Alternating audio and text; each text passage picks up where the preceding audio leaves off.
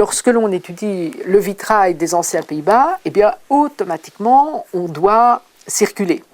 Pourquoi? Parce que à partir du XVe siècle, dans le domaine du vitrail, on a avec certitude, et même déjà avant, mais disons à partir du XVe siècle, on a des verriers des anciens Pays-Bas qui allaient travailler ailleurs, particulièrement en Espagne, mais également en France, déjà bien plus tôt d'ailleurs, ou même en Angleterre.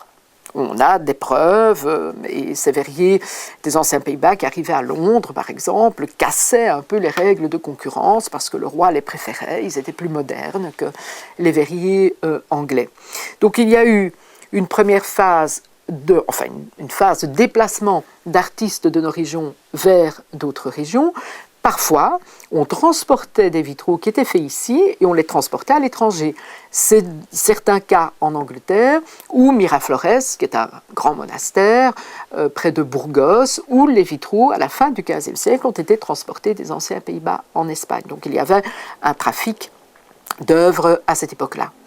Et ensuite, dans un second temps ou dans une seconde grande période, après la Révolution française, lorsque l'on a fermé chez nous les couvents, les monastères, on a très souvent vendu des vitraux à vil prix, qui provenaient de ces abbayes, de ces couvents, et qui étaient rachetés par des marchands anglais qui sillonnaient la France, les Pays-Bas, la Rhénanie, et qui transportaient toute une série de vitraux en Angleterre, d'où parfois après, ils sont partis aux États-Unis.